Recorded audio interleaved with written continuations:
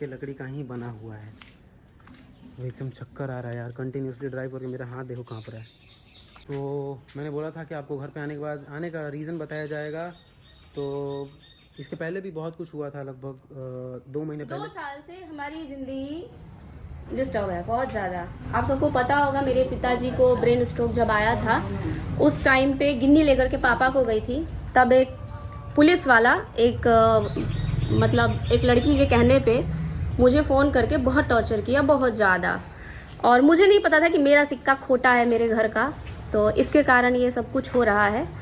और आप सबको याद होगा कि मैं जब बनारस गई थी तो मैंने बोला था कि मैं बनारस जाने से पहले अपने घर में सीसीटीवी लगवाऊंगी ताकि मेरे पिता माता जी को मैं देख सकूं हर समय। तो मैंने अपने घर के कोने कोने में सीसीटीवी लगवाया था और मुझे नहीं पता था कि मेरे घर के सीसीटीवी का पासवर्ड अपनी गर्लफ्रेंड को दिया जाएगा और फिर वो गर्लफ्रेंड उठ करके आएगी और बोलेगी कि पूजा पांडे तुम्हारा बहुत सारा वीडियो है मेरे पास में और मैं तुमको ना न्यूड कर दूंगी पब्लिक में, फलाना ढिमाका। उसके बाद ये गेम चलता रहा, 2 साल चला। चलते चलते इस हद तक आ गया कि 24 घंटे नशे में धुत मेरे घर का ये लड़का सो कॉल्ड, मैं एक वीडियो देना चाहती थी पब्लिक को, लेकिन मैं नहीं दी क्योंकि शिवम ने रोक दिया। बोला नहीं भाई है, छोड़ दो, रहने दो। और आप लोगों का भी बहुत सारा कमेंट आ रहा था। तो जो मेरा माथा सर फूटा था मार पीट करके, उस दिन हुआ ये था कि शिवम को वो जो हमारी खेत देख रहे हो वहाँ पे नशे में धुत ये महाराज पड़े हुए थे।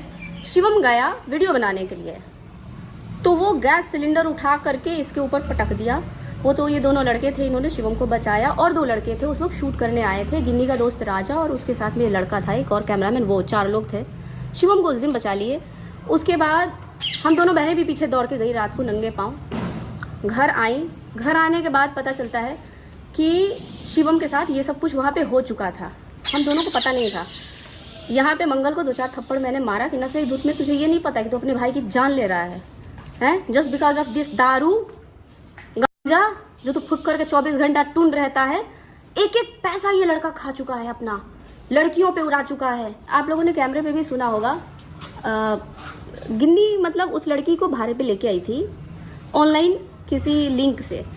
तो उसमें उस लड़की की शायद 10,000 की डील थी 22 दिन वीडियो बनाने के लिए और गर्लफ्रेंड बनने के लिए। वो पैसे लेके वो एडवांस पे चली गई कि मेरे मेट्रो में खर्चा हो जा रहा है, मेरे फलाने में हो रहा है। उतना सब कुछ उसको दे देने के बाद उसको बहाना मिला मैं बीमार पड़ गई, तो मेरे घर में पर्सनली घुसने का कि पूजा दीदी बीमार है, मैं देखने आऊँगी। हालांकि मैं फुटी आँख उसको पसंद नहीं करती थी, लेकिन मैंने फिर भी आने दिया। 4-5 दिनों से नहीं, ये 2 साल से चल रहा है। वो लड़की लाइव आती है, गाली देती है, चली जाती है, लाइव आती है, गाली देती है, चली जाती है। 100 से ज़्यादा लोगों ने उसको देखा नहीं है, क्योंकि उसमें तो ज़्यादा से 50 लोग तो सिर्फ इसीलिए उसको ये वीडियो देखते हैं ताकि वो मुझे बता सके। और ये लगातार सोशल मीडिया पे चल रहा है। मेरे घर की सीसीटीवी फुटेज रखी हुई है और मुझे ही धमकी दे रही है, और अभी भी मेरे घर की सीसीटीवी की फुटेज उसके पास है। हाँ, जितना भी ये कैमरा वगैरह देख रहे हो आप ना, उसका एक्सेस उसके पास है और दिया है मंगल ने खुद से। और अभी भी हम लोग इसके बारे में डिस्कस नहीं करते, लेकिन भाई फिर से लड़ाई हुआ, फिर से रोज मुझे गोली मार देगा, मुझे मारेगा, मैं मम्मी को मारेगा, मम्मी को मारेगा। मम्मी बीमार थी, उस लड़की के पास रहा वो लड़का, माँ को हॉस्पिटल लेकर के नहीं गया। सोचो, मैं ड्राइवर बुला करके लेके गई हूँ, जरा पूछिएगा। ये तब की बात है, तेरी माँ को हॉस्पिटल ले जाने वाला कोई क्यों नहीं था? तू तो था घर पे। ये तब की बात है जब मैं वियतनाम में था और मम्मी बीमार पड़ी थी। 20 दिन तक जो भी हॉस्पिटलाइज मम्मी रही, उस ड्यूरेशन में भैया ने हाथ पैर जोड़ के मंगल को वीडियो कॉल पे मम्मी को दिखाने के लिए बुलाया और दिखाया कि देखो तुम्हारा लाल। मम्मी तड़पती रह गई कि मेरे लाल को मुझसे दिखवा दो, मिलवा दो। और मंगल मम्मी को बिल्कुल छोड़ दिया था अकेले। जो लड़का अपनी माँ का सगा नहीं, उसके लिए उसकी बहन पढ़ाई हो गई हो। मुझे इस बात का डर है कि कहाँ से मेरी वीडियो क्लिप बनाई जाएगी, और ऐसा 1-1.5 साल से चल रहा है भाई, आज से नहीं। ये सीसीटीवी जो मैंने अपने माँ बाप की सुरक्षा के लिए बनवाया था, वही मेरे लिए काल बन गया। ये लोग वीडियो रिलीज करेंगे, ये लोग फुटेज रिलीज करेंगे, जरूरत होगी। सीरियसली बोल रहा हूँ, अपना ही भाई माँ कसम ऐसे ही से बातों को बोल रहा है कि अभी बात से लड़ रहा है, अभी भी लड़ रहा है, फिर से लड़ाई हो रहा है क्या? हाँ। तो बीच में इंटरप्ट हो गया। मैं हमेशा यही कोशिश करता आ रहा हूँ कि बस एंटरटेनमेंट दिया जाए, कोई फैमिली मैटर नहीं, कोई कंट्रोवर्सी नहीं, व्यूज़ के लिए कोई ड्रामा नहीं, यही करते आ रहे हैं शुरुआत से। लेकिन अभी मतलब हमारा पार्ट, हम लोग 4 हैं हमेशा से, तो हमें से एक पार्ट मिसिंग है, तो इसका जवाब तो देना ही पड़ेगा, और सही जवाब। और हमने अभी बताया है, इसमें सोचो कि थोड़ा ही सही है, अभी इतना बड़ा है कि बता देने पे ना माँ की आँख, मुझे खुद ही लग रहा है कि मेरे भाई के लिए मैं ऐसा क्यों मतलब बोल रहा हूँ। वो ऐसा था नहीं, लेकिन ऐसा बन चुका है।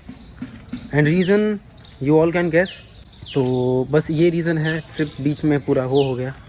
और हर रोज़ कुछ ना कुछ पंगा होता रहता है, कॉल पे मुझे पता चलता है, मैं डिस्टर्ब होता रहता हूँ, फिर कहीं ना कहीं उसका इम्पैक्ट वीडियो पे हो जाता है।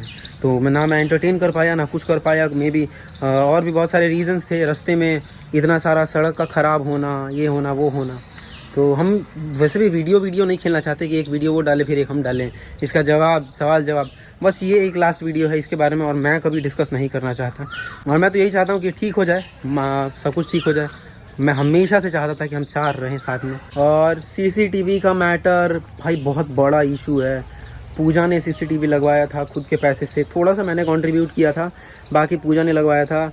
उसके बाद पूजा से ने कभी एक्सेस लिया ही नहीं, और वो एक्सेस हमेशा से 2-3 लड़कियों के पास गया, एज़ फार आई रिमेंबर 2 या 3 लड़कियों के पास। फाइनली एक के हाथ में स्टक रह गया वो एक्सेस, और हमें कभी कुछ पता ही नहीं चला। मैं साला ऐसे आंगन में नंगा घूम रहा हूँ, नाच रहा हूँ, मतलब शर्टलेस होके बस, और सब कुछ एक किसी मतलब काइंड ऑफ ऐसा कह लो स्पाई किया जा रहा है, देखा जा रहा है किसी और के द्वारा। और मैं सच में मुझे पता तक नहीं।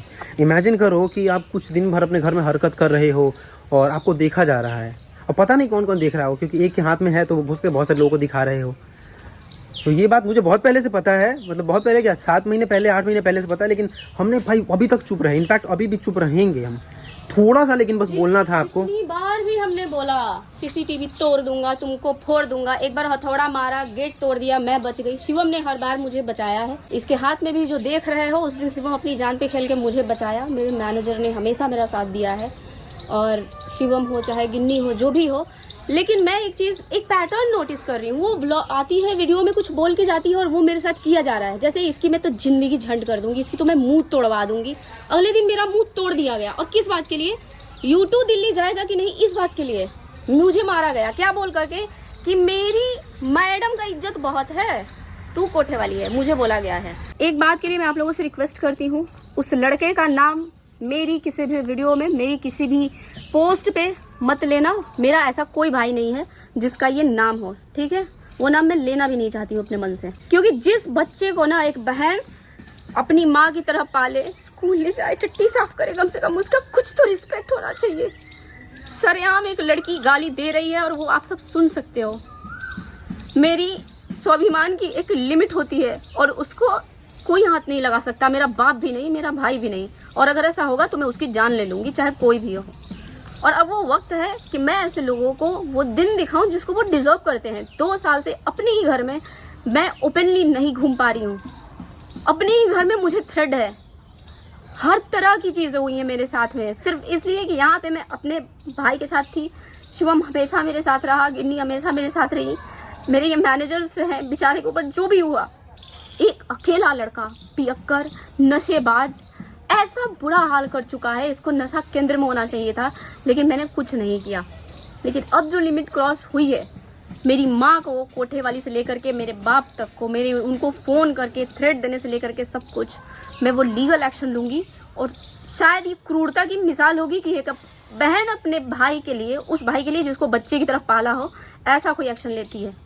और वो चीज़ मैं आपको ज़रूर दिखाऊंगी। हम लोग एंटरटेनमेंट के लिए वीडियो शुरू किए थे, लेकिन फिर से मैं बोल रहा हूँ कि वो हमारा एक पार्ट था, तो इसलिए उसके बारे में डिस्कस करना बहुत ज़रूरी था।